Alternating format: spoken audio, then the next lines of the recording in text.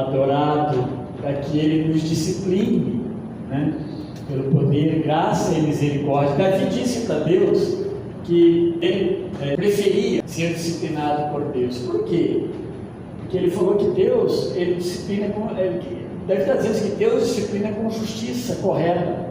Lembra que nós falamos umas quintas-feiras atrás, que aquela olho por olho, dente por dente, ele existia para que a justiça fosse mais justa possível e não incorreta? Pois é, Davi, quando falava com Deus sobre ele aplicar a disciplina nele, lá no livro de Samuel, ele estava dizendo o seguinte, que Deus sabe como fazer, e ele lembrou que Deus é misericordioso. É isso. Quando nós pedimos, Senhor, nos disciplina, é que nós queremos andar segundo a boa vontade do Senhor, né? Abra suas Bíblias então, meus irmãos, suas Bíblias no Evangelho de Mateus, capítulo 6, versos 7 e 8. Ele diz assim, verso 7: E orando, não useis de vãs repetições como os gentios, porque presumem que pelo seu muito falar serão ouvidos.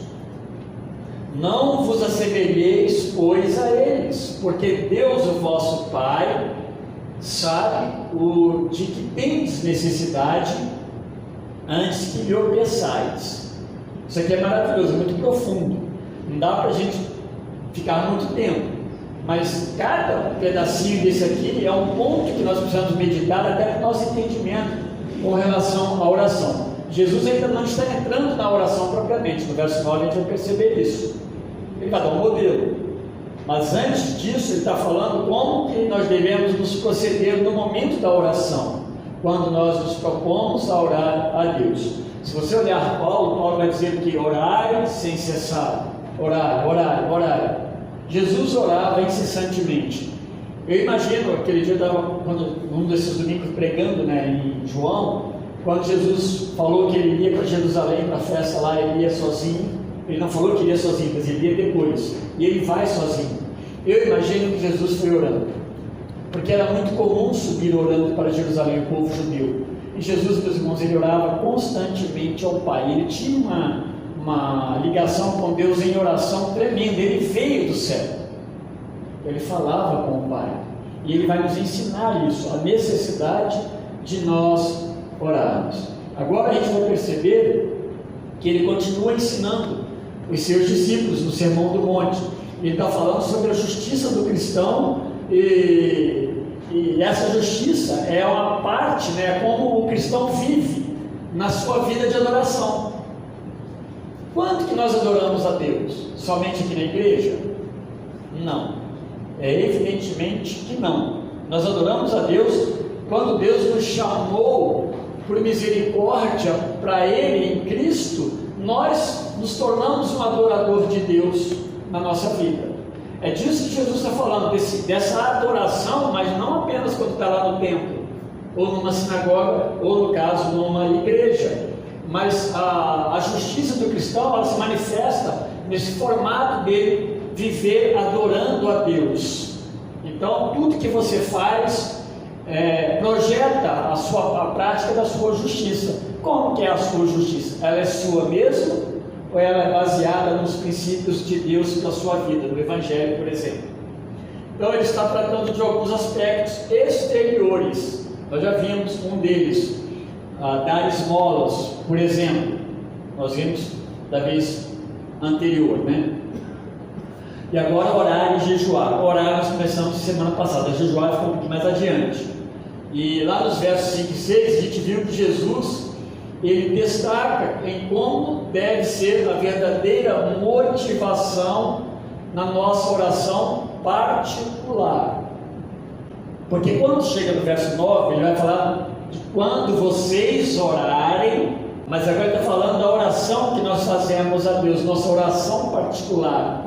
E ele vai falar como deve ser essa verdadeira motivação quando você ora.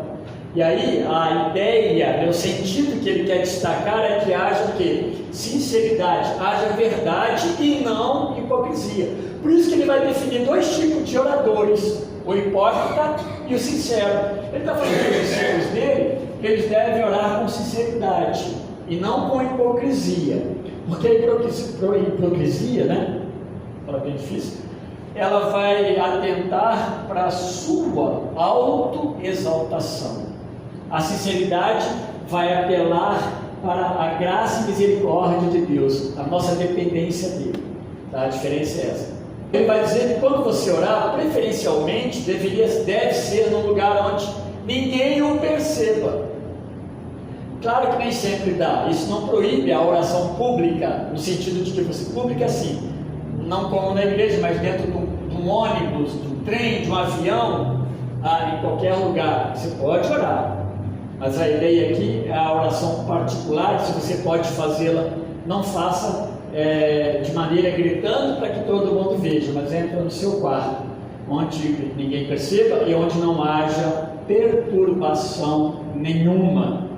Mas se de um lado nós temos então, ele está se dirigindo ao judeu que ora hipocritamente, né, ele compara com o judeu mesmo, o seu povo, que ora com hipocrisia, aquele que ora desejando ser percebido e desejando a glória no que ele faz. Normalmente o hipócrita ele vai orar exaltando-se diante de Deus e dos homens, obviamente, né? De Deus não, porque Deus não exalta o orgulhoso, Deus humilha, né?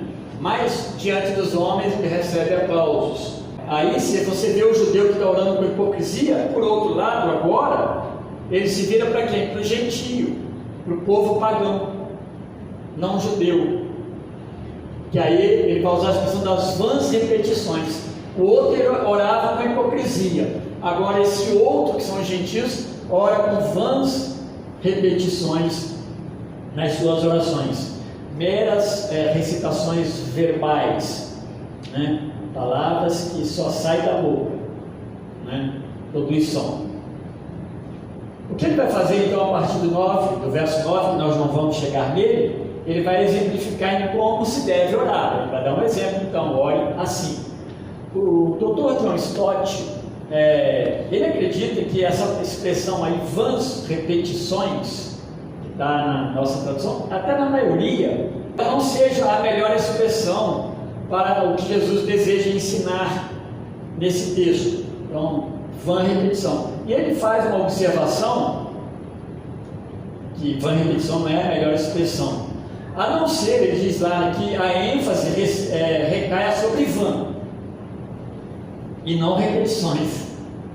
Estão me entendendo? Na expressão vã repetição, ele acha que e a gente vai percebendo que tem sentido no que ele está falando. Por quê? Por que ele fala isso?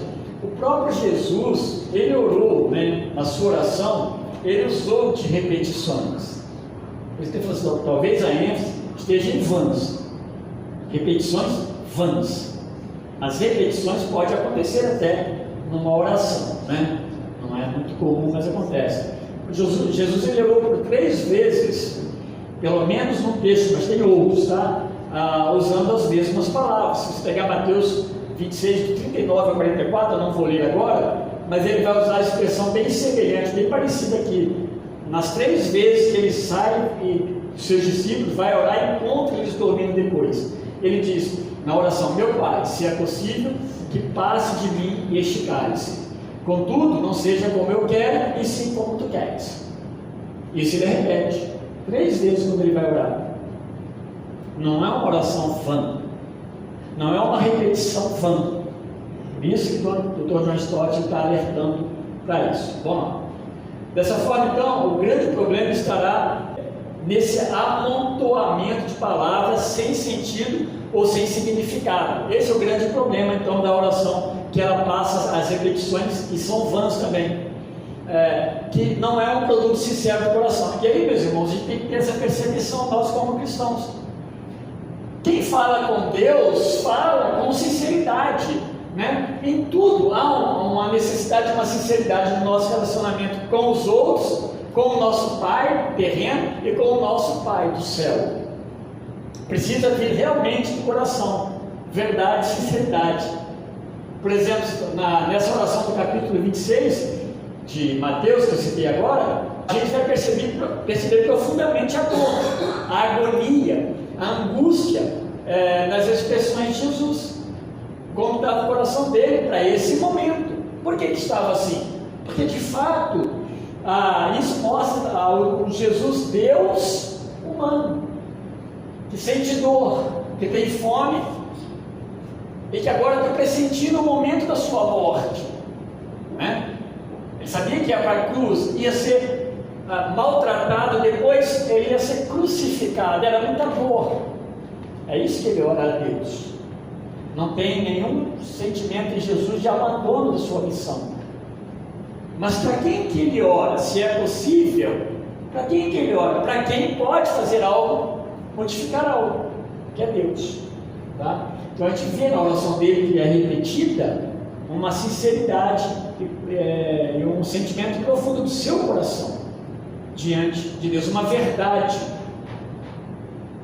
Mas repetições por si só, elas assemelham-se a mantras, e aí a gente já falou algumas vezes até sobre isso, a ideia de meditação transcendental, aquelas coisas que vão se repetindo, e essas meditações transcendentais, elas têm um único propósito: relaxar a mente e o corpo. É para isso que eles usam essas meditações, para um relaxamento, né, de mente, relaxamento do corpo. Mas quando a gente fala de oração a Deus, né, em contrapartida, ela envolve, na verdade, ao contrário disso, ela envolve, né, conscientemente, na verdade, o uso consciente da mente estimula o pensamento quando nós oramos a Deus. Nós buscamos as palavras para Deus, não as palavras propriamente certas, em termos de vocabulário, mas a palavra certa que expresse o nosso sentimento diante de Deus. Você vai ver no final, esse texto aí, eu vou chegar lá, mas estou antecipando um pouco, que Deus já sabe o que você precisa. Que coisa, né? Então a pergunta que eu vou fazer no final, talvez você faça, Deus já sabe por que então que precisa orar. Coisa maravilhosa é isso, meus irmãos. Deus tem as respostas para todas essas coisas. Mas vamos lá. A oração, ela envolve essa consciência do problema, do pecado. Não adianta a gente orar a Deus: Senhor, perdoa o meu pecado, mas na verdade eu continuo com Ele. Ele faz parte da minha vida. Isso é uma oração vã, não é? Uma oração que eu estou falando com Deus, mas não há arrependimento, não há mudança. Eu nem busquei melhorar nada. Eu não corrigi o problema. Isso não é verdade, isso não é sinceridade. Então a oração, ela não é um relaxamento. Muitas vezes na oração, sim, nós saímos confortados, mas nós não oramos para relaxamento. Nós oramos para Deus trabalhar na nossa situação. E Deus consola o nosso coração quando nós oramos a Ele. Ela é sempre consciente e ela é intencional e ela vem do coração. É diferente então de meditação transcendental. Essas coisas não faz parte de nossa prática, né, diante de Deus. Quando você fala em rezas, né, você pensa em rosários, você lembra de ladainhas, né, quem já conviveu com isso? Isso é muito comum. Ele estava infinitamente pedindo: Senhor Jesus, tem piedade de mim, Senhor Jesus, tem piedade de mim, Senhor Jesus, tem piedade de mim. Isso não é uma oração, com todo o respeito. Não é uma oração. Talvez, se houver de fato arrependimento no coração dele, bastava uma única vez: Senhor Jesus, tem piedade de mim. Ou como Jesus, se ele sentir no coração. Mas não, aliás, normalmente se repitam comigo, né? E esse aí, meus irmãos, são formas, é só um exemplo, mas de aproximar-se de Deus em oração apenas com os lábios, mas não com o coração. E aí tem um grande problema, né? Porque Deus, Ele trabalha a partir do nosso coração, de dentro. As mudanças vai vir no coração. Não é nada externo, não é apenas labial. Orações, por outro lado, ainda dentro desse mesmo mandamento de oração que talvez não sejam corretas, orações improvisadas. Nós fazemos orações improvisadas, é muito comum dentro da igreja. Elas podem também ser perigosas. Por que elas podem ser perigosas, essas orações improvisadas? Porque elas podem se tornar uma oração, uma fonte de palavras vazias também. Precisa tomar muito cuidado, porque existe um Deus que é real e nós falamos com Ele. As nossas orações, elas podem ser na hora, sem problema nenhum, mas nós precisamos estar realmente falando com Deus. Na nossa simplicidade não há problema, mas falar com Deus através do coração. Esse é o grande desafio. As improvisadas, elas podem levar a gente apenas a falar por falar. Ah, ora, aí a pessoa toma um susto, né? Ora, mas nós temos tomado alguns cuidados aqui, estamos passando a tomar alguns cuidados, pedir antes. Pode ser uma Fátima, não há problema, mas uma Fátima, durante o culto da noite do domingo, a irmã pode orar naquele momento de oração intercessória. Isso não é errado não, né, irmãos? É certo. Nós estamos sendo intencional com Deus, nós aprendemos alguma coisa. A intencionalidade é muito importante diante de Deus, quando nós planejamos o culto que vamos prestar a Ele. Não é um culto improvisado, é um culto intencional e planejado. Deus ama isso, sim, Deus ama isso. Quando oramos assim, a mente muitas vezes vagueia. Aliás, até acompanhar a oração muitas vezes vagueia, né? Então cuidado com isso. A mente da gente, ela é uma fonte assim que entra muita coisa. E a gente tem que tomar muito cuidado na oração. É um processo que a gente tem que aprender a lidar com Deus e orar, né, diante de Deus. O que Jesus deseja então é que a nossa mente participe daquilo que sai da nossa boca, né? A mente está pegando no coração e levando para a boca, e a boca está falando, não está a coisa só da boca para fora, né, que o pessoal fala, ela está falando da boca para fora. Todo mundo produz essa expressão, é uma coisa que não tem profundidade, né? Não é o caso. Então, a nossa mente participa, o nosso coração é envolvido, ela deve produzir as palavras em nossa mente, achar o que falar diante de Deus. Por isso que a gente cita muito, quando você ora, mesmo que você não cite as palavras de Deus, por exemplo, você está orando, Senhor, tua palavra nos diz que nós somos pecadores, é uma verdade. Estou dando um exemplo só, não estou orando não, é uma verdade, né? E eu quero pedir perdão pelos meus pecados, porque eu aprendi que sou pecador pela tua palavra, mas a tua palavra diz que nós somos perdoados mediante o nosso arrependimento, Senhor. Então perdoa-me, ou perdoa-nos. O valor da palavra de Deus, do conhecimento da palavra de Deus nas nossas orações, demonstra uma maturidade cristã também. Pois não, Chico? Vou fazer uma pergunta. Quando a gente, por exemplo, ora, e, por exemplo, vamos usar um exemplo assim, usa o Salmo 51 para pedir perdão para Deus dos nossos pecados. Está correto? Sim. Você pode orar, porque ali é uma oração de confissão e arrependimento. Ali é bem claro, Salmo 32, não tem problema. Agora, nós sabemos os nossos pecados, e aí, se nós estamos falando de oração particular, oração pessoal, é importante que você fale com Deus e demonstre diante de Deus o seu pecado, entendeu? Você está falando Salmo 51, uma oração pública, você pode orar ele em casa também, não tem problema, mas você como cristão, é importante que você nomeie diante de Deus a sua falta. Isso é um reconhecimento. Você está lembrando o que você fez errado. Isso vai fazer muito mais efeito.